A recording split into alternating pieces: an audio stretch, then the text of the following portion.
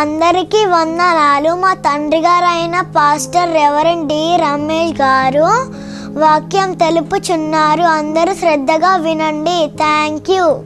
దేవునికి స్తోత్రం. దేవునికి మహిమ కలుగును గాక. దేవుని యొక్క శ్రేష్టమైన పరిశుద్ధమైన ఉన్నత నామమున మీ అందరికీ వందనాలు తెలియజేస్తున్నాను. ఇమ్మానుయేల్ స్వరం అనే ఆధ్యాత్మికమైన కార్యక్రమానికి ప్రేమతో మిమ్మల్ని ఆహ్వానిస్తున్నా. దేవునికి మహిమ కలుగును గాక.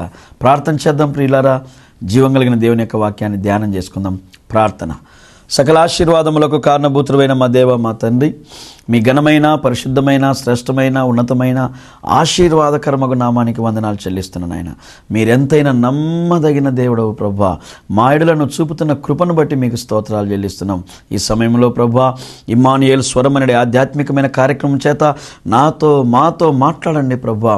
కష్టాలలో, నష్టాలలో, దుఃఖములో, వేదనలో, బాధలో, బలహీనతలలో, నిందలలో, శోధనలో, అవమానముల చేత నాయన రక్షణ లేక ఎంతోమంది వేదన పడుతున్న వారందరూ ఉన్నారు. వారందరికీ ఈరోజు మేలు కలుగునుగాక నాయన. మాతో మాట్లాడండి. నీ దాసుడనైన నన్ను నీ శిలువ చాటును మరుగుపరచండి తండ్రి. ఘనత మహిమ ప్రభావాలు మీకే ఆరోపిస్తూ యేసునామం అడిగి పొందినాము తండ్రి. ఆమేన్. Praise the Lord. దేవునికి మహిమ కలుగునుగాక. దేవుని యొక్క శ్రేష్టమైన పరిశుద్ధమైన ఉన్నత నామమున మీ అందరికీ మరి యొక్క మారు వందనాలు తెలియజేస్తున్నాను. ఇమ్మానుయేల్ స్వరం అనే ఆధ్యాత్మికమైన కార్యక్రమానికి ప్రేమతో మిమ్మల్ని ఆహ్వానిస్తున్నా. దేవునికి మహిమ కలుగునుగాక. ప్రభునందు ప్రియులారా, ఈ ఆధ్యాత్మికమైన కార్యక్రమాలు మీకు ఆశీర్వాదకరంగా ఉన్నాయని, మీరు యొక్క వర్తమానములను విని దేవుని యొక్క మాటల చేత ఆదరించబడుతున్నారని మీరు మాకు తెలియజేయడాన్ని బట్టి, మాతో మాట్లాడడాన్ని బట్టి, మీ జీవితంలో పొందుకుంటున్నటువంటి మేలులను మాకు తెలియజెప్పడాన్ని బట్టి మేము ఎంతగానో సంతోషిస్తున్నాం. అందుకే ఎంత ధనము ఖర్చైనా కానీ దేవుని ప్రజలకు ఈ కార్యక్రమాలు ఆశీర్వాదకరంగా ఉన్నాయని ఆగకుండా సాగించుట కొరకు మేము కూడా దేవుని సన్నిధిలో ప్రార్థన చేస్తున్నాం. ప్రభునందు ప్రియులారా, మీరు చేస్తున్న ప్రతి ఫోన్ కాల్ను బట్టి మేము దేవుణ్ణి ఎంతగానో స్తుతిస్తున్నాం. మీరు మాకు చెబుతున్న ప్రతి ప్రార్థన అవసరతను బట్టి మరి నేను, నా కుటుంబమే కాకుండా మా సంఘ బిడ్డలు కూడా మీ కొరకు విజ్ఞాపన చేస్తున్నాం. దేవునికి మహిమ కలుగును గాక. చాలామంది అయ్యా మా పేరు రాసుకొని మా ప్రార్థన అవసరతలు రాసి మా కొరకు ప్రార్థన చేయండి మీరు చెబుతున్నారు. తప్పకుండా మీ ప్రార్థన అవసరతలను బట్టి మేము దేవుని సన్నిధిలో ప్రార్థన చేస్తున్నాం. దేవునికి మహిమ కలుగును గాక. చాలామంది మీరు మేలు పొందుతున్నారని, దీవెన నొందుతున్నారని, ఈ ఆధ్యాత్మికమైన కార్యక్రమాలు క్రమం తప్పకుండా వీక్షిస్తున్నారని మీరు తెలియజెప్పడాన్ని బట్టి నేను దేవుణ్ణి ఎంతగానో స్తుతిస్తున్నా. దేవునికి మహిమ కలుగును గాక. ఇంకా ప్రార్థన చేయండి నా కొరకు. ఇంకా దేవుని సన్నిధిలో మీ అనుదిన ప్రార్థన మీరు జ్ఞాపకం చేసుకోండి. ఈ కార్యక్రమాలు ఆగకుండా సాగులాగున మీరందరూ ప్రార్థించాలని దేవుని సేవకునిగా మీకు ప్రత్యేకంగా జ్ఞాపకం చేస్తున్నా. దేవునికి మహిమ కలుగునుగాక. ప్రభునందు ప్రియులారా, ఈరోజు జీవం కలిగిన దేవుని యొక్క వాక్యాన్ని ధ్యానం చేద్దాం. 106వ కీర్తన 22, 23 వచనాలను మనం ధ్యానం చేద్దాం. ఎర్ర సముద్రమునొద్ద భయము పుట్టించు క్రియలను చేసిన తన రక్షకుడైన దేవునిని మరచిపోయిరి. మరి ఒక మాట చదువుదాం ప్రియులారా. ఎర్ర సముద్రమునొద్ద భయము పుట్టించు క్రియలను చేసిన తమ రక్షకుడైన దేవుని మరచిపోయిరి. అప్పుడు ఆయన, నేను వారిని నశింపజేసేదను. అయితే ఆయన వారిని నశింపజేయకున్నట్లు ఆయన కోపము చల్లార్చుటకై ఆయన ఏర్పరచుకున్న మోసే ఆయన సన్నిధిని నిలిచి అడ్డుపడెను. దేవునికి మహిమ కలుగునుగాక. ప్రభునందు ప్రియులారా, మనందరికీ తెలుసు మోసేను దేవుడు ప్రత్యేకపరచుకున్నాడు. మోసే భక్తుడిని దేవుడు ఎన్నుకున్నాడు. అందుకే హెబ్రీయులకు రాసిన పత్రికలో ఆయన చెప్పాడు, ఐగుప్తు ధనము కంటే ఫరో కుమార్తె యొక్క కుమారుడను అని నేను అనిపించుకున్నట్టు కంటే దేవుని కొరకు నేను శ్రమ అనుభవిస్తాను, ప్రతిఫలముగా నాకు బహుమానం ఉందని చెప్పాడు ఆయన. అయితే ప్రియులారా, మరి ఒక మారు ఈ కీర్తనల గ్రంథంలో మోసేను గురించినటువంటి ఈ కీర్తన చక్కగా పరిశుద్ధాత్మ దేవుడు పొందుపరిచాడు. ఇక్కడ దేవునికిని మోసేకి మధ్య సంభాషణ జరుగుతున్నట్లుగా మనం చూడగలుగుతున్నాం. అయితే 22వ వచనంలో ఏమంటున్నాడు? శ్రేష్టమైన మాట, ఎర్ర సముద్రమునొద్ద భయము పుట్టించు క్రియలను చేసిన తమ రక్షకుడైన దేవునిని మరచిపోయిరి. ప్రియులారా, ఇశ్రాయేలులు ఐగుప్తు దేశంలో బానిసత్వాన్ని అనుభవిస్తున్నారు. అక్కడ వారు వెట్టి పనులు చేస్తున్నారు, ఇటుక పనులు చేస్తున్నారు, కూలి పనులను చేస్తున్నారు. మరి ఫరో, వారి సైన్యము, వారి అధికారులు ఇశ్రాయేలీయులను ఎన్నో కష్టాల పాలు చేస్తున్నారు, ఎన్నో బాధలు వారి గురి చేస్తున్నారు, ఎంతో కష్టమైన పనులు వారి చేత చేయించుకుంటున్నారు. అయితే వారు దేవునికి మొరపెట్టినప్పుడు దేవుడు వారి మొరను విని మోసేను పంపాడు. మనందరికీ తెలిసిన లేఖన వాక్యం. అయితే దేవుడు మోసే ద్వారా అనేకమైన అద్భుత కార్యములను జరిగించి ఐగుప్తు బానిసత్వంలో ఉన్న ఇశ్రాయేలీలను విడిపించి బయటికి తీసుకొని వచ్చాడు. ఎప్పుడైతే ఇశ్రాయేల్ని విడిపించి తీసుకొని వస్తున్నాడో, మరి ఐగుప్తు రాజైన ఫరోతో ఉన్నవాళ్ళు, మరి ఫరో కూర్చొని మరలా ఆలోచన చేసి వీళ్ళు పోతే ఎలాగూ మరలా వారిని తీసుకొని రావాలని బానిసత్వంలో నుండి బయలు వెళ్ళిన ఇశ్రాయేలును మరలా బానిసత్వంలోనికి తీసుకురావడం కొరకు మరలా గుర్రముల చేత, రథముల చేత ప్రియులారా వాళ్ళందరూ కూడా సైన్యముగా బయలుదేరి ఇశ్రాయేలు మీదికి, ఇశ్రాయేలు ప్రజల మీదికి వారు రావడం ప్రారంభించారు. అప్పుడు ప్రియులారా ఇశ్రాయేలు ప్రజలు చూస్తే ముందేమో ఎర్ర సముద్రం ఉంది, వెనకేమో ఫరో సైన్యం ఉంది. అప్పుడు మోసే ప్రార్థన చేశాడు దేవుని సన్నిధిలో, అయ్యా మరి ఏంటి పరిస్థితి అన్నప్పుడు దేవుడు మోసేతో మాట్లాడి ఆ యొక్క ఎర్ర సముద్రమును దేవుడు పాయలు చేశాడు. ఆ ప్రవహిస్తున్నటువంటి ఆ సముద్రము ప్రియులారా ఆ ఆరిన నేలగా మారి ఇశ్రాయేలు ప్రజలు దాటిపోయేంత వరకు కూడా ఏకరాశిగా జలము నిలిచిపోయిందంట. ఎప్పుడైతే వారు దాటుకొని వెళ్ళిపోయారో ఈ సైన్యము, ఫరో సైన్యము వారిని ప్రియులారా అడ్డగించుటకు వచ్చారు కదా, వారు ఆ సముద్రంలోనికి ప్రయాణం కొనసాగించగానే మరలా సముద్రం ఏకమైపోయి అందరూ కూడా ఆ ఫరో సైన్యము అక్కడ అనేక మంది మృతులైనట్లుగా మనం చూడగలుగుతాం. ఈ కార్యాన్ని ఏదో పితరులు ఇశ్రాయేలుకు చెప్పింటే, లేకుంటే ఆనాడు ఇశ్రాయేలు ప్రజలు బానిసత్తులను విడిపించబడిన వారికి ఎవరో కథలుగా చెప్పినది కాదు. ఆనాడు ఐగుప్తు బానిసత్వంలో నుండి వచ్చిన ఇశ్రాయేలు వారు కనులారా చూచారు ఆ ఎర్ర సముద్రం పాయలవ్వడం. వారు చెవులారా విన్నారు, గ్రహించారు. వారి సొంత అనుభవం అది, ఎవరో చెప్పినది కాదు, కట్టుకథ కాదు. వారి కనులతో వారు చూచారు ఎర్ర సముద్రం పాయలవ్వడం, మోసే ప్రార్థన చేయడం, దేవుడు అద్భుతం చేయడం, ఫరో సైన్యం మునిగిపోవడం, ఇశ్రాయేలీయులు విడుదల పొందడం వారి సొంత అనుభవం అది. అయితే ఎంత దౌర్భాగ్యమైన విషయమో చూడండి, అంత గొప్ప మేలు చేసి వారి ప్రాణములను రక్షించిన దేవాతి దేవుణ్ణి వారు మర్చిపోయారు. దేవుని క్రియలను మర్చిపోయారు. బానిసత్వంలో నుండి దేవుడు ఎలా తప్పించాడు, ఆ కఠినమైన శ్రమలలో నుండి, బాధలలో నుండి, ఇబ్బందులలో నుండి దేవుడు వారిని ఏ విధంగా కాపాడాడు, దేవుడు కాపాడమే కాదు వారిని ఎలా నడిపిస్తున్నాడు అనే అనేక విషయాలను ఆశీర్వాదము పొందిన ప్రజలే దేవుని ఆశీర్వాదాన్ని మర్చిపోయారు, దేవుని మేలును మర్చిపోయారు, దేవుని కృపను మర్చిపోయారు.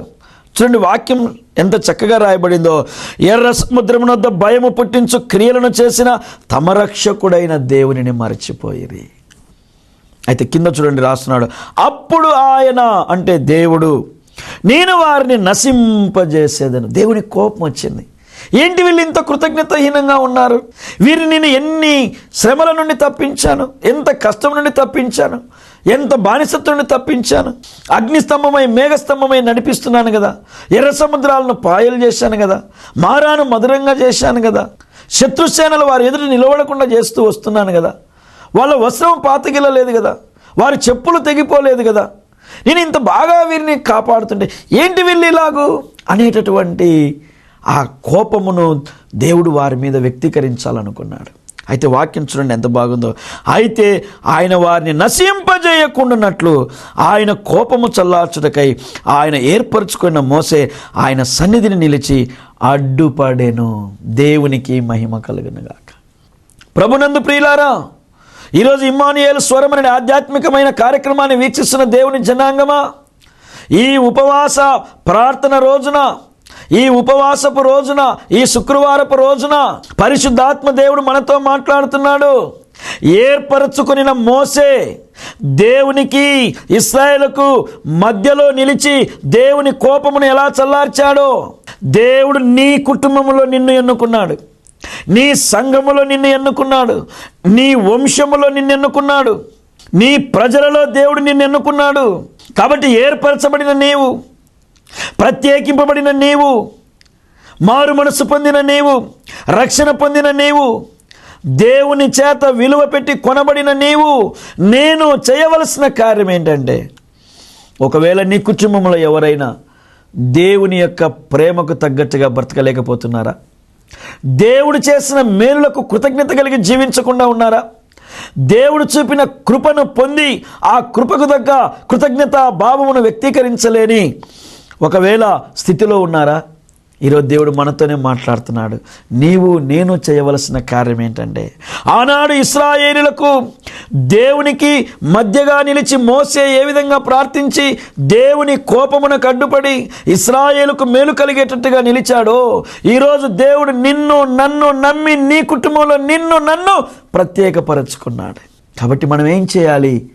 దేవుని సన్నిధిలో మనము విజ్ఞాపన చేయాలి. ప్రియులారా, ప్రార్థన మరణము తప్పిస్తుంది, ప్రార్థన క్షేమమునిస్తుంది, ప్రార్థన ఆరోగ్యం ఇస్తుంది, ప్రార్థన సమాధానం ఇస్తుంది, ప్రార్థన ఐశ్వర్యం ఇస్తుంది, ప్రార్థన నీ స్థితిని మారుస్తుంది, ప్రార్థన నీ స్థితిగతులను ఆశీర్వాదకరంగా మారుస్తాయి. ఈ లోకములో దేవుని సన్నిధిలో నువ్వు ప్రార్థన చేస్తే బాగుపడని పరిస్థితి అంటూ ఏదీ ఉండదు. ప్రతి పరిస్థితుల్లో కూడా నా ప్రభు మనకు మేలు చేస్తాడు. ఈరోజు దేవుడు మోసే లాంటి వారిని కోరుకుంటున్నాడు, దేవుని సన్నిధిలో మోకరించి విజ్ఞాపన చేసేవారిని. ఈ దినాల్లో చాలామంది వాళ్ళు మాటింటలేరండి, మేమేం చేయాలి? నా భర్త మాటింటలేడండి, నేనేం చేయాలి? నా పిల్లలు మాటింటలేరండి, నేనేం చేయాలి అంటున్నారే తప్ప దేవుని సన్నిధిలో మోసేలాగా నిలవడం లేదు. నీ ప్రార్థన కన్నా నీ భర్త యొక్క కఠినమైన మనసు గొప్పది కాదు. నీ విజ్ఞాపన కన్నా నీ పిల్లల యొక్క అవిధేయత గొప్పది కాదు. మన ప్రార్థన దేవుని సముఖానికి చేరగలిగితే ఎటువంటి పరిస్థితినైనా ఆశీర్వాదకరంగా చేయగలుగుతుంది. అందుకే ఈరోజు దేవుడు మనతో మాట్లాడుతున్నాడు. నీ కుటుంబంలో దేవుడు నిన్నే ఏర్పరచుకున్నాడు. ఈరోజు ఇమ్మానుయేలు స్వరం అనే ఆధ్యాత్మికమైన కార్యక్రమాన్ని వీక్షించడానికి అందుకే దేవుడు నిన్ను సిద్ధపరిచాడు. నీవు ప్రార్థన చేస్తే నీ ఇంటి మీద ఉన్న దేవుని కోపము ప్రియులారా ఆశీర్వాదకరంగా మారుతుంది. అందుకే మన పితరులు చూడండి, వాళ్ళు ప్రార్థనలు చేశారు. అయ్యా మా పితరుల పాపములు క్షమించు, మా తల్లిదండ్రుల పాపములు క్షమించు, మా పాపములు క్షమించు. ఈనాడు మాకున్నటువంటి ఈ దుస్థితికి మా పాపాలే కారణం, మా అవిధేయతే కారణం, నీ మాట వినకపోవటయే కారణం. తండ్రి మరలా బ్రతికించు నాయనా అని ప్రార్థన చేసినప్పుడు దేవుడు వారి మొరలను అంగీకరించి వారి జీవితంలో దేవుడు గొప్ప కార్యాలు చేశాడు. దేవుని కోపమునకు ఏర్పరచబడిన మోసే అడ్డుగా నిలిచెను. అందుకే దేవుడు కుటుంబంలో మనల్ని ప్రత్యేకపరచుకున్నాడు. నీ ప్రార్థన వృధాగా పోదు, నీ విజ్ఞాపన వృధాగా పోదు, నీ ఉపవాసం వృధాగా పోదు. నువ్వు దేవుని సన్నిధిలో పోరాడి ఏ కృపను పొందావో ఆ కృప నీ కుటుంబీకులకు కలుగునట్లు, నీ సంఘమునకు కలుగునట్లు, సమాజమునకు కలుగునట్లు మనం విజ్ఞాపన చెయ్యాలి. అప్పుడు దేవుడు మన జీవితంలో గొప్ప కార్యాలు చేస్తాడు. మనందరికీ తెలుసు కదా ప్రియులారా, ఆదికాండము 18వ అధ్యాయాన్ని మనం ధ్యానం చేసినప్పుడు ప్రియులారా మోసే దేవునితో మాట్లాడుతున్నాడు. దేవునికి మహిమ కలుగునుగాక. హల్లెలూయా. ఎంత గొప్పగా మాట్లాడుతున్నాడో ప్రియులారా, మనం ఒకసారి 25వ వచనం చదివితే రాయబడింది. ఆ మాట చొప్పున చేసి దుష్టులతో కూడా నీతిమంతులను చంపుటకు నీకు దూరమగునుగాక, నీతిమంతుని దుష్టునితో సమముగా ఎంచుట నీకు దూరమగునుగాక, సర్వలోకమునకు తీర్పు తీర్చువాడు న్యాయమును చేయడా అని ప్రియులారా అబ్రహాము దేవునితో మాట్లాడుతున్నాడు. అయ్యా నేను దుమ్మును, నేను ధూళిని, నీతో మాట్లాడుటకు యోగ్యుడను కాను, కానీ తెగించుచున్నాను. నువ్వు సొదొమ గొమొర్రా పట్టణాలకు వెళ్తానంటున్నావు. సొదొమ గొమొర్రా యొక్క ప్రజల యొక్క పాపపు పరిస్థితి నీకు దుఃఖము కలిగించింది అంటున్నావు. ఇదిగో సొదొమ గొమొర్రాలు అగ్ని యొక్క ఆ యొక్క గంధకముల చేత నేను కాల్చివేస్తానంటున్నావు ప్రభువా. మరి ఆ పట్టణమంతా దుస్తులే ఉన్నారా నాయన, నీతిమంతులుంటే అంటున్నాడు. అంటే అబ్రహాము మనస్సులో ఒక వ్యక్తి ఉన్నాడు. ఎవరు ఆ వ్యక్తి? లోతు కుటుంబం. దేవుడు అబ్రహాముతో చెప్తున్నాడు, నా కుమారుడు అబ్రహామా, నేను సొదొమ గొమొర్రా పట్టణాలకు వెళుచున్నాను. సొదొమ గొమొర్రా ప్రజలను, పట్టణాన్ని, సమస్తమును నేను పాడు చేయడానికి వెళుచున్నానంటే అంటాడయ్యా దుష్టులను చంపితే న్యాయం ఉంది, కానీ నీతిమంతులను కూడా నువ్వు చంపుతావా నాయన అంటే దేవునితో మాట్లాడుతున్నాడు. అప్పుడు అంటాడు, ప్రభువా పట్టణంలో ఒకవేళ 50 మంది ఉంటే కాపాడుతావా? ఆదికాండం 18వ అధ్యాయం 26వ వచనంలో ప్రభువా 50 మంది నీతిమంతులుంటే కాపాడుతావా? ప్రభు అంటాడు, ఎస్ నేను కాపాడుతాను. మరలా అబ్రహాముకు ఒక డౌట్, 50 మంది ఉన్నారో లేరో? ప్రభు 45 మంది ఉంటే కాపాడుతావా? దేవుడు అవును కనికరిస్తాను. మరలా అబ్రహాముకు డౌట్, 40 మంది ఉంటే కాపాడుతా, 30 మంది ఉంటే కాపాడుతా, ఏమనుకోకు ప్రభువా, 20 మంది ఉంటే కాపాడుతా, చివరికి అంటాడు 10 మంది ఉంటే నేను కాపాడుతా. దేవునికి మహిమ కలుగునుగాక. ఏంటి అబ్రహాం, ఏంటి నీ సమస్య అంటే, అయ్యా అక్కడ లోతు ఉన్నాడు నాయన, నన్ను బట్టి కుమారుని నువ్వు కనికరించు. దేవునికి మహిమ కలుగునుగాక. హల్లెలూయా, హల్లెలూయా. అందుకే ప్రియులారా, అబ్రహాము చేసిన విజ్ఞాపనను బట్టి, అబ్రహాము చేసిన మొరను బట్టి, అబ్రహాము దేవునితో మాట్లాడిన విధమును బట్టి, సొదొమ గొమొరాలో నివసిస్తున్నటువంటి లోతు కుటుంబము కొరకు ఎంత గొప్ప విజ్ఞాపన చేస్తున్నాడో చూడండి. వాస్తవానికి లోతు అబ్రహాము ఎడల సరైన కృతజ్ఞత కలిగి జీవించలేదు. ఏం కావాలో కోరుకోనాయన అంటే శ్రేష్టమైనది కోరుకొని వెళ్ళిపోయాడు. నీతిమంతుడు మాట ఇస్తే మాట తప్పడు గనుక అతడు కోరినది అతనికి ఇచ్చేశాడు. కానీ అతడు నశింపబడే సమయం వచ్చినప్పుడు ఏ విధమైన పగను ప్రతీకారమును చేసినటువంటి దాన్ని గుర్తుపెట్టుకోక అతని పక్షమున విజ్ఞాపన చేస్తున్నాడు. దేవునికి మహిమ కలుగునుగాక. అప్పుడు తడువు చేస్తుందంట లోతు కుటుంబం. సొదొమ గొమొరాలో నుండి రావడానికి తడువు చేస్తున్నారంట. అప్పుడు దేవుడే సాక్షాత్తు వారి చెయ్యి పట్టుకొని సొదొమ గొమొరాలో నుండి బయటికి తీసుకొని వచ్చాడు. ఆనాడు మోసే ఇశ్రాయేలుకు దేవునికి మధ్యగా నిలిచాడు. దేవుని కోపం ఇశ్రాయేలు మీద పడకుండా నన్ను చూడు నాయనా అన్నాడు. నీ కోపము చల్లార్చుకో దేవా, వాళ్ళు కృతజ్ఞతాహీనులే, చెడ్డవారే, మరి మనం ఏం చేద్దాం? మధ్యలో ఒకవేళ వారిని ఈ విధంగా హతము చేస్తే వారి దేవుడు చూడు వారిని ఎలాగూ చేశాడని నీ నామానికి అవమానం వస్తుంది నాయన, అవసరమైతే నన్ను చంపే నాయన. ఎంత గొప్ప విజ్ఞాపన. ఇక్కడ అబ్రహాం అంటున్నాడు, అయ్యా 50 మంది, 45 మంది, 40 మంది, 30, 20, 10 నాయన లోతు కుటుంబానికి జ్ఞాపకం చేసుకో అయ్యా అంటే దేవుడు ఏం చేశాడంటే వారి చెయ్యి పట్టుకొని బయటికి తీసుకొని వచ్చాడట. ఈరోజు దేవుడు నిన్ను నన్ను నమ్మి నీకు నాకు కుటుంబాన్ని ఇచ్చాడు. నీ కుటుంబం అంతా యెహోషువ కుటుంబంలాగా దేవుణ్ణి ఆరాధించాలనే ఆలోచన నీకు ఉండాలి. మన పౌరస్థితి పరలోకం ఉంది. ఈ లోకం మనకు శాశ్వతమైనది కాదు, ఇది అల్పకాలం పాపభోగం. ఈ లోకంలో మనం ఉన్నంత వరకు మన క్రియలను చేయాలి, తర్వాత ఈ లోకాన్ని విడిచిపెట్టి పోవాలి. నువ్వు ఎవరివైనా, నీ స్థితి ఏదైనా, నీ గతేదైనా, నీ కులగోత్రాలు ఏవైనా, నీ ధనము, నీ ఘనము, నీ బలము, నీ స్థితిగతులు ఏవైనా, నిర్ణయింపబడిన రోజు ఉన్న ఫలమున ఈ లోకం విడిచిపెట్టి మనం దేవునితో ఉన్నటకు బయలు వెళ్ళాలి. ఆ పరిశుద్ధుల పట్టణంలో పరిశుద్ధులు ఉంటారని చెప్పాడు. అందుకే అపరిశుద్ధులమైన మన కొరకు ఆ ప్రభు తన పరిశుద్ధమైన రక్తాన్ని కార్చాడు. భక్తిహీనులమైన మనలను, బలహీనులమైన మనలను, కృతజ్ఞతాహీనులమైన మనలను, పాపులమైన మనలను తన స్వరక్తముతో కడిగి శుద్ధి చేసి తన స్వారూప్యతలోనికి మనల్ని మలుచుకున్నాడు. కాబట్టి నీ కుటుంబం అంతా ప్రభులో నిలుచుట కొరకు ఒక అబ్రహాము మొరపెట్టినట్టు దేవునికి మొరపెట్టుకోవాలి. నా కుటుంబాన్ని నీతిమంతుల కుటుంబంగా చేయి నాయన, నా బిడ్డలను నీతిమంతులుగా చేయి నాయన, నా భార్యను చేయి, నా భర్తను చేయి, నా వంశాన్ని చేయి, నా సంఘాన్ని చేయి. దేవుని సన్నిధిలో మనం విజ్ఞాపన చేయాలా. దేవుడు నీ విజ్ఞాపనను త్రోసివేయు దేవుడు కాదు. అలా నీవు నేను ఉండి దేవునికి మహిమ తీసుకొని వస్తామనే ఈ గొప్ప భాగ్యాన్ని దేవుడు మనకిచ్చాడు. ఒకటిలో దేవుడు మనతో మాట్లాడుతున్నాడు. మరి నువ్వు దేవుని సన్నిధిలో ఇతరుల కొరకు ఎలాంటి ప్రార్థన, నీ కుటుంబం కొరకు ఎలాంటి ప్రార్థన, దేవుని కొరకు నీ కుటుంబాన్ని రక్షించుకున్నట్టులో ఎలాంటి ఆలోచన నీవు నేను కలిగి ఉన్నాం?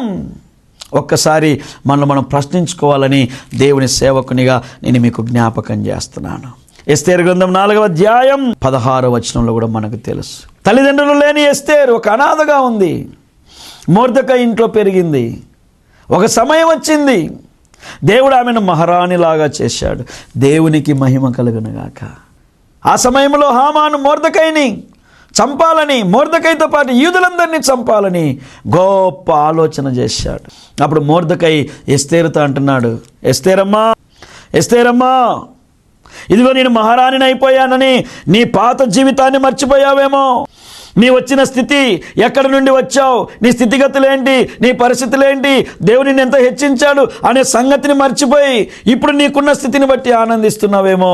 ఇప్పుడు యూదులకును నాకును గొప్ప అపాయం సంభవించింది. దేవుడు నిన్ను మహారాణి స్థానంలో ఉంచాడు. నువ్వు ఇప్పుడు ఏం చేయాలంటే మా పక్షమున విజ్ఞాపన చేయాలి, మా మేలు కొరకు నువ్వు అడుగులేయాలి. అప్పుడు ఆమె అంటది, షూషను కోటలో ఏమండి, చాలా శ్రేష్టమైనటువంటి మాట 16వ వచనాన్ని మనం చదువు. నువ్వు పోయి శూషణందు కనబడిన యూదులందరినీ సమాజ మందిరములకు సమకూర్చి నా నిమిత్తం ఉపవాసం ఉండి 3 దినములు అన్నపానములు చేయకుండుడి. నేను నా పనికత్తెలను కూడా ఉపవాసం ముందుము. ప్రవేశించుట న్యాయ వ్యతిరేక యుక్తమైనను నేను రాజునొద్దకు ప్రవేశించుదును.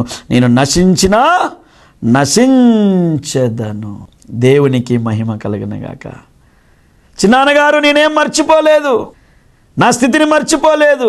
ఎక్కడి నుండి వచ్చానో మర్చిపోలేదు. నన్ను దేవుడు ఎక్కడుంచాడో మర్చిపోలేదు. మీరందరూ కూర్చొని ఉపవాసం ఉండండి, నేను కూడా ఉపవాసమే ఉంటాను. మహారాణినైనా, అనేక వసతులు నాకు కల్పించబడినా, నా స్థితిగతులన్నీ పక్కన పెట్టి ఈ ప్రార్థన ద్వారా దేవుని మనసు కరుగునట్లు నేను ప్రార్థన చేస్తాను. రాజు దగ్గరికి కూడా వెళ్ళిపోతాను. మీరు కూడా ప్రార్థన చేయండి. ఈరోజు ఎంతమందికి ఈ సమర్పణ ప్రియుల? కష్టం వచ్చినప్పుడు, నష్టం వచ్చినప్పుడు, నీ కుటుంబం అంతా మారు మనసు లేనప్పుడు, నీ పిల్లలకు రక్షణ లేనప్పుడు, నీ భర్తకు రక్షణ లేనప్పుడు, నీ కుటుంబంలో రక్షణానంద అనుభవం లేనప్పుడు, భక్తిహీన చర్యలు క్రియలు కనబడుతున్నప్పుడు దేవుని సన్నిధిలో ఉపవసించి, ప్రభువా నన్ను బట్టి, నా ప్రార్థనను బట్టి నా కుటుంబాన్ని కాపాడు నాయనా, రక్షించు నాయనా, ఆశీర్వదించు తండ్రి అని విన్నవించేవారు తగ్గిపోతున్నారు.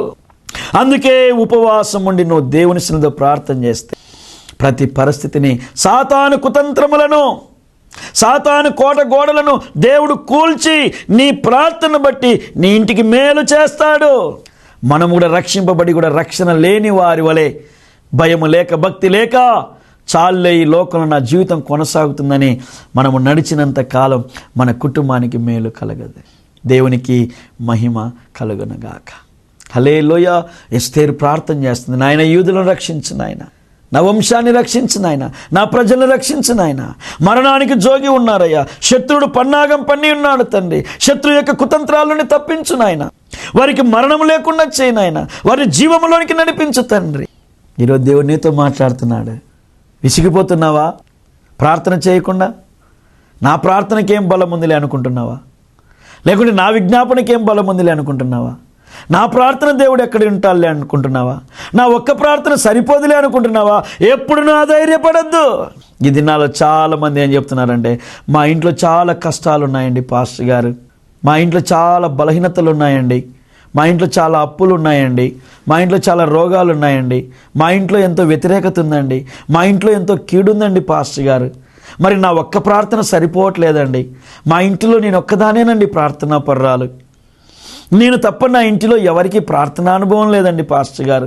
సాతాన్ని ఎదిరించడం నా వల్ల కాలేదండి పాస్టర్ గారు అని ఒకవేళ భయపడుతున్నావేమో, ఈరోజు దేవుడు నీతోనే మాట్లాడుతున్నాడు. ఆనాడు ఇశ్రాయేలుకు దేవుని యొక్క కోపమునకు అడ్డుగా నిలిచింది మోసే ఒక్కడే. ఆనాడు సొదొమ గొమొర్రాలో నశించిపోతుంటే లోతును కాపాడుకునే విషయంలో నిలిచినవాడు అబ్రహాం ఒక్కడే.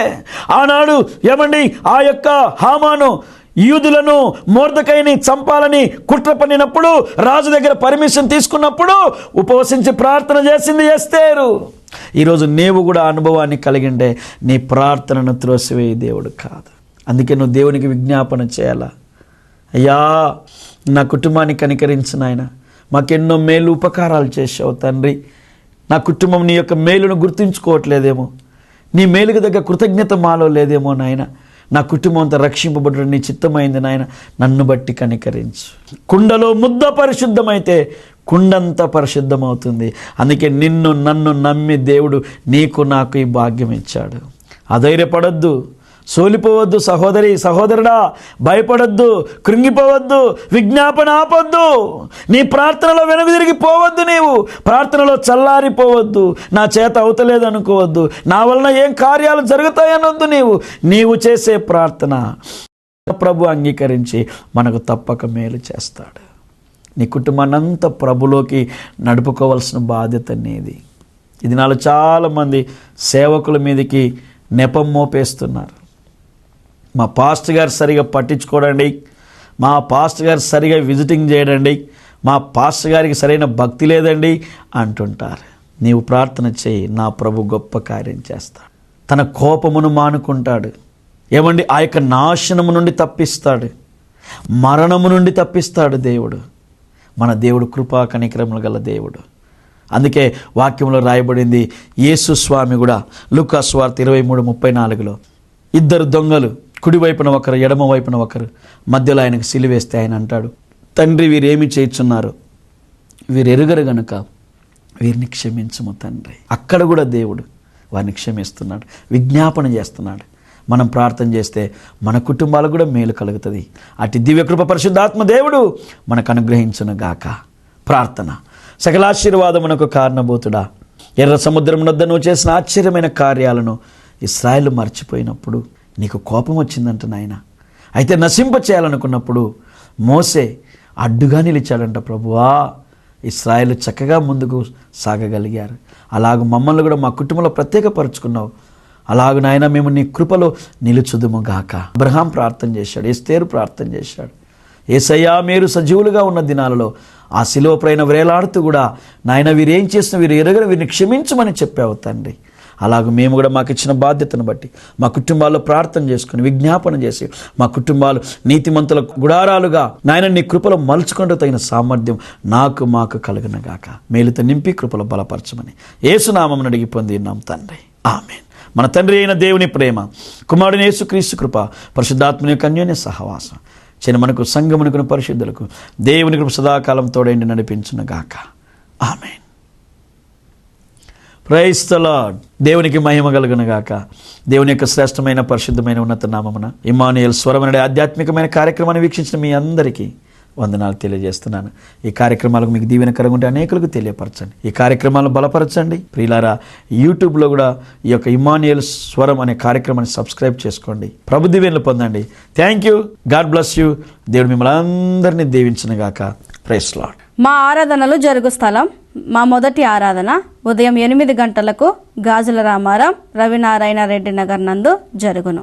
మా రెండవ ఆరాధన ఉదయం 11:30 మియాపూర్ ఓల్డ్ ఆఫీస్పేట్ సాయినగర్ నందు జరుగును. పాలు పొంది దీవెనలు పొందగలరు. మా address reverend D Ramesh, Emmanuel prayer home international ministries, 2-327 Sainagar, old Officepet, Miyapur, Hyderabad. మీ ప్రార్థన అవసరతల కొరకై మీరు సంప్రదించాల్సిన మా ఫోన్ నెంబర్ 9912956528.